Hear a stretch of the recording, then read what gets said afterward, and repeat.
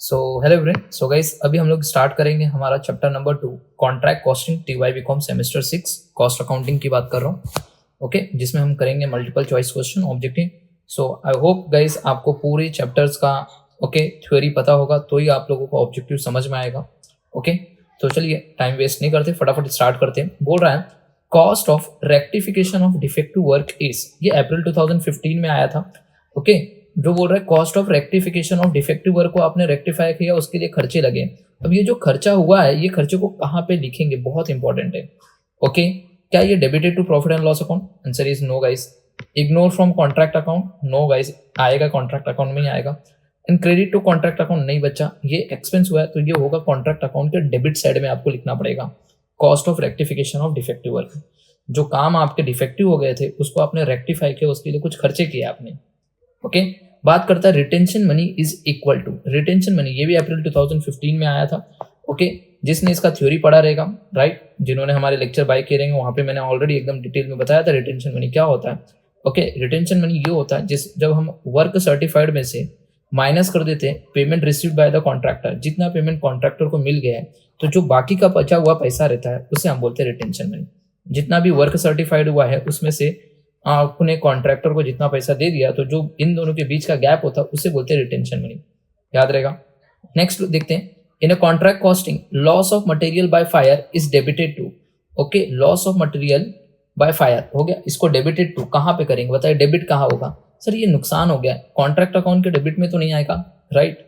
Okay, but याद रखना loss by material, loss of material by fire हुआ है तो गाइस कॉस्टिंग पीएनएल के डेबिट साइड में आएगा। कहाँ पे आएगा? कॉस्टिंग पीएनएल के डेबिट साइड में। और कॉन्ट्रैक्ट अकाउंट से चला गया, ओके, लॉस हो गया मतलब कॉन्ट्रैक्ट से चला गया तो कॉन्ट्रैक्ट के क्रेडिट में आएगा। ये याद रखना बहुत इंपॉर्टेंट है, जो चीज हो गया गया गया गया होती है ना वो क्रेडिट में आती है, कॉन्ट्रैक्ट के क्रेडिट में। और ये बोल रहा है डेबिटेड पूछा था, किसके डेबिट में होगा? कॉस्टिंग पीएनएल के डेबिट में। समझ में आ गया क्या? नेक्स्ट बोल रहा है in a contract costing payment of cash to the contractor is made on the basis of, जो कॉन्ट्रैक्टर को हम लोग पेमेंट करते हैं किसके बेसिस पे करते हैं? सर्टिफाइड वर्क, जितना काम हुआ है वर्क का सर्टिफिकेट मिल जाता है उसी के ऊपर कॉन्ट्रैक्ट जो है कॉन्ट्रैक्टर को पेमेंट करता है। समझ में आया? Dash is a person for हुम कॉन्ट्रैक्ट जॉब इज अंडरटेकन।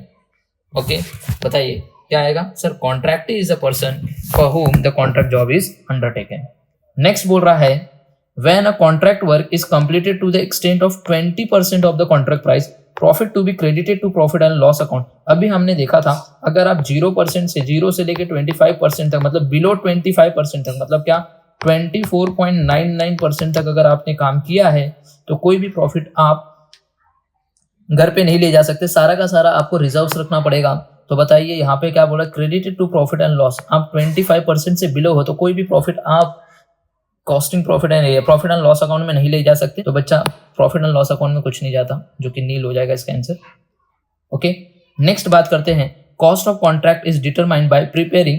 देखिए एक सिंपल मैं बता रहा हूँ बच्चे कॉस्ट शीट तो नहीं बनाते कॉन्ट्रैक्ट अकाउंट में, बैलेंस शीट भी नहीं होता, प्रॉफिट एंड लॉस अकाउंट भी नहीं, एक सेपरेट लेजर अकाउंट बनाता है जिसको हम बोलते हैं कॉन्ट्रैक्ट अकाउंट। समझ में आया?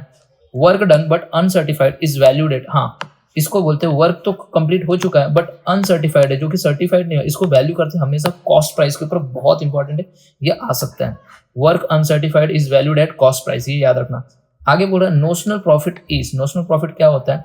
बोलो बोलो, नोशनल प्रॉफिट क्या होता है? ये होता है difference between value of work certified and cost work certified, value of work certified and cost of work certified, इन दोनों के बीच का जो होता है उसे बोलते हैं नोशनल प्रॉफिट, इनके बीच का डिफरेंस, याद रहेगा। ऑलरेडी अगर आपने थ्योरी पढ़ा रहेगा, मेरे लेक्चर्स देखा रहेगा, उसमें मैंने बताया रहेगा नोशनल प्रॉफिट क्या होता है। ओके, चलिए बात करते हैं next cost of rectification of defective work. देखिए फिर से ये रिपीट हो गया, तो ये डेबिटेड टू कॉन्ट्रैक्ट अकाउंट, ये रहेगा। नेक्स्ट बोला plant specially purchase for the contract, आपने उस कॉन्ट्रैक्ट के लिए प्लांट परचेज किया है तो बताइए इसको डेबिट कहाँ पे करते हो? राइट, बोलो बोलो बोलो बोलो, इसको डेबिट कहाँ करते हैं? सर कॉन्ट्रैक्ट अकाउंट के डेबिट साइड में लिख देते हैं। यस, बोल रहा work certified is valued at, देखिए बहुत इंपॉर्टेंट है बच्चा, कोई भी ऑप्शन नहीं था, वर्क सर्टिफाइड बोला था।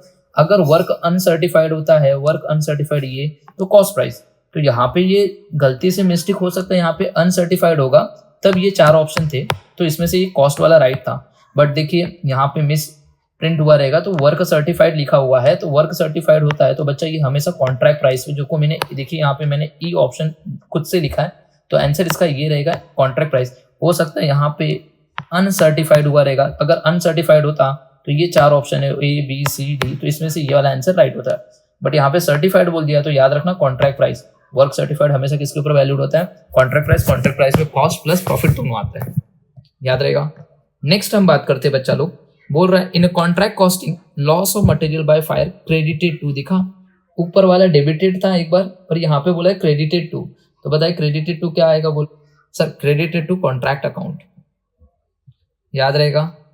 एंट्री क्या थी बताएं आपको, देखिए क्या बोला, loss of material by fire, तो इसकी एंट्री क्या होती है कॉन्ट्रैक्ट अकाउंट में, costing PNL account debit to contract account, तो क्रेडिट में क्या है कॉन्ट्रैक्ट अकाउंट, याद रहेगा।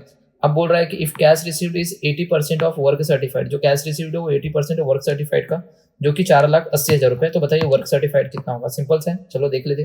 Cash received is equal to 80% of work certified, और कैश रिसीव्ड का अमाउंट दे दिया 4,80,000 is equal to 80% into work certified, तो देखिए 4,80,000। अब क्या होगा, ये 80% उस साइड लेके जाएंगे तो डिवाइड हो जाएगा, डिवाइड कर लीजिए 80% से, इक्वल टू वर्क सर्टिफाइड, देखिए आ गया आंसर आपका 6 lakh rupees, answer 6 lakh rupees रहेगा बच्चा। नेक्स्ट यहाँ पे बोल रहा है बच्चा लोग, देखिए ध्यान से, बोल रहा है कि if the contract price is ₹15 lakh, work certified is ₹9 lakh, the amount transfer to profit and loss account would be, बोल रहा है कि कॉन्ट्रैक्ट प्राइस कितना है 15 lakh, okay, and work certified कितना है 9 लाख, बोल रहा है कि कितना रुपया ट्रांसफर होगा प्रॉफिट एंड लॉस अकाउंट में, बना लेते percentage of work completion, percentage of work done is equal to work certified divide by contract price into 100 होता है, ओके। कितना अमाउंट हमको ट्रांसफर करना है प्रॉफिट एंड लॉस में, तो हम लोग परसेंटेज ऑफ वर्क देखते हैं, कितना है work certified 9 lakh rupees divide by contract price 15 lakh rupees into 100, बच्चा ये आ रहा है 60%, तो 60% रहता है तो कितना जाता है sir 2/3 of the notional profit into cash received divided by work certified. So guys इसी के साथ हमारा पूरा का पूरा ये कंप्लीट हो गया, ओके, एमसीक्यू। अब बात करते हैं हम लोग ट्रू एंड फॉल्स की, तो देखिए क्या बोल रहा है, सबसे पहला है in a contract costing each contract is a cost unit, yes हर एक कॉन्ट्रैक्ट, ओके, हर एक कॉन्ट्रैक्ट बच्चा लोग एक अलग से कॉस्ट यूनिट होता है, ये आंसर ट्रू है। Uncertified work is valued at cost, yes ये भी ट्रू है, मैंने बताया था वर्क अनसर्टिफाइड, अगर सर्टिफाइड रहता तो contract price. The degree of completion of work determined by the compare of work certified with cash receipt, बोल रहा है कि जो degree of completion of work जो रहता है वो उसको डिटरमाइन करने के लिए work certified with cash receipt नहीं बच्चा, देखना आप भी यहाँ पे बताया, दिख रहा degree of percentage of work done जो रहता है उसको हम लोग क्या करते हैं work certified divide by contract price होता है, ये फॉल्स है, ये याद रहेगा सबको। Next, there is difference between notional profit and estimated profit in relation to contract, yes दोनों के बीच में क्या है डिफरेंस है, यस ट्रू है। नेक्स्ट बच्चा क्या बोल रहा है, if cash received from contractee is 80% of work certified, okay, cash received हुआ है कॉन्ट्रैक्टी से कितना वर्क सर्टिफाइड का 80%, then retention money will be 25%, no बच्चा फॉल्स है, 20% रहेगा ना, समझ में आया क्या, ये भी फॉल्स। आगे बोल रहा है each contract account is considered as a separate unit of cost, yes true, okay. Next, the purpose of retention money is safeguard against the risk of loss due to faulty workmanship, yes true है बच्चा लोग। Retention money मतलब क्या, हम लोग पैसे कुछ बचा के रखते हैं, हम देते ही नहीं है किसको, कॉन्ट्रैक्टर को, ताकि हम बाद में देख सके कि अगर कॉन्ट्रैक्टर ने कोई फॉल्टी काम तो नहीं किया है, ओके, पूरा पैसा हम देते नहीं है, ओके, तो बस सही बोल रहा है ये। Contract price equal to work certified, बोलो बोलो बच्चा false, contract price is equal to work certified नहीं रहेगा बच्चा, फॉल्स है ये। तो नेक्स्ट देखिए बच्चा लोग, work certified is a part of WIP, yes true, ये भी आंसर ट्रू है। कुछ मैच द फॉलोइंग है, देखिए प्लांट इशूड टू साइट अगर करते हो तो उसको कॉन्ट्रैक्ट अकाउंट के डेबिट साइड में लिखते हैं, मैच द फॉलोइंग में। एस्केलेशन क्लॉज क्या होता है, कवर इंक्रीज इन कॉस्ट, अगर कोई फ्यूचर में कॉस्ट इंक्रीज होता है कोई वैल्यू भी मटेरियल का या फिर लेबर का, तो उसके लिए हम लोग एक्सक्लेशन क्लॉज लाते हैं, ये याद रहेगा सबको, ये याद रहेगा। चलिए कुछ ऑब्जेक्टिव्स और रह गए हैं जो मैं आप लोगों को करवा देता हूँ, जो इसमें नहीं कवर हुए थे, मैंने लिखा रहेगा कहीं ना कहीं, देखो कहीं पेंडिंग रहेगा, तो ये देखो ये वाला बोल रहा amount transfer to profit and loss account of notional profit when contract is completion, दिख रहा है 50% से 90% के बीच में रहता है, तो कितना जाता है 2/3 जाता है, कितना जाता है 2/3 ऑफ, बट ऑप्शन में देखिए बहुत सारे 2/3 है, तो 2/3 into notional profit into cash received divided by work certified, ये ऑप्शन करेक्ट रहेगा। और देखिए कहाँ पे कॉन्ट्रैक्ट्स का, ये देखिए यहाँ पे profit remaining as a reserves. चलिए profit remaining as a reserves, इसका आंसर रहेगा डिडक्टेड फ्रॉम WIP। इसको हम लोग डिडक्ट करते हैं WIP से, ये याद रखना, बहुत इंपॉर्टेंट ऑब्जेक्टिव हो सकता है बच्चा लोग।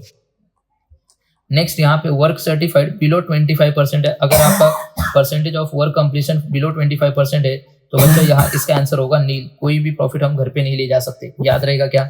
चलिए नेक्स्ट बात करते हैं, कहीं पे और है क्या। चलिए देखिए यहाँ पे बोल रहा है contract costing is a technique of costing false. बच्चा ये मेथड है कॉस्टिंग का जिसके थ्रू हम लोग कॉन्ट्रैक्ट कॉस्टिंग करते हैं।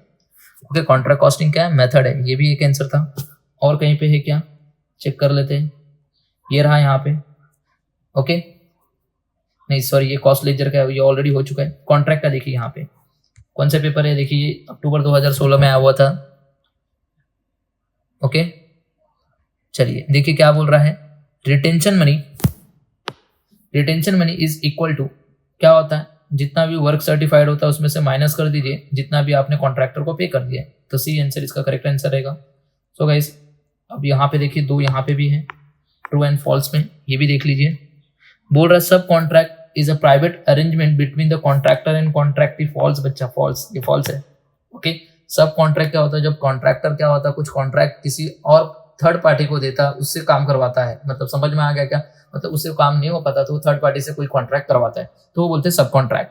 ओके नेक्स्ट बोल रहा है if the work certified is less than 25% of contract price profit is not taken into the account. Yes, अगर आपका काम ही 25% से कम है तो कोई भी पैसा आप प्रॉफिट एंड लॉस में नहीं ले जा सकते। यस ट्रू है ये भी। सो गाइस इसी के साथ हमारा कॉन्ट्रैक्ट कॉस्टिंग पूरा कंप्लीट हो रहा है।